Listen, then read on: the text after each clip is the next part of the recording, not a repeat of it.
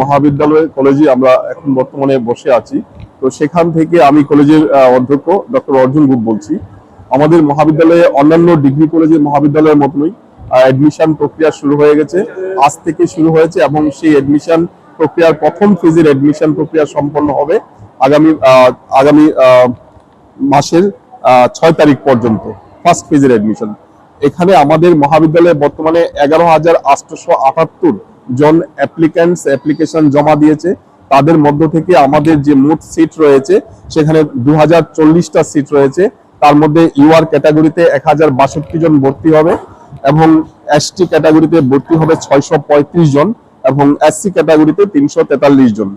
প্রথম পর্যায়ের অ্যাডমিশন প্রক্রিয়া সম্পন্ন হলে তারপর ডাইরেক্টরেট অফ হায়ার এডুকেশনের নির্দেশে আমরা দ্বিতীয় পর্যায়ের ভর্তি প্রক্রিয়া করতে যাব।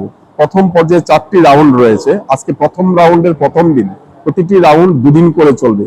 আজকে যেটা মেরিট লিস্টে যারা সুযোগ পেয়েছে, এই মেরিট লিস্ট আজকে এবং কালকে ভর্তি প্রক্রিয়ার জন্য বিবেচিত হবে।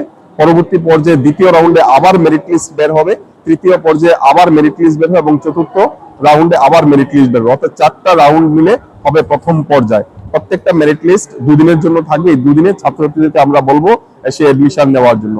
মহারাজা বিবিতে ভর্তি হওয়ার জন্য বেশ উৎসাহের সঙ্গে ছাত্রছাত্রীরা লাইনে দাঁড়িয়ে আছে এবং ভর্তি প্রক্রিয়া আমাদের কিছুক্ষণের মধ্যেই শুরু হবে।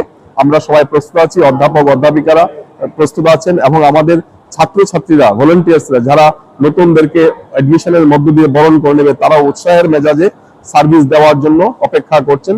তো এমবিবি কলেজে যারা ছাত্রছাত্রীরা অ্যাপ্লিকেশন জমা দিয়েছেন এবং ভর্তির জন্য মেরিট লিস্টের আওতায় এসেছেন, আমি অধ্যক্ষ হিসেবে সবাইকে আবেদন করব যে তোমরা আমাদের মহাবিদ্যালয়ে এসে অ্যাডমিশন প্রক্রিয়ায় অংশগ্রহণ করো।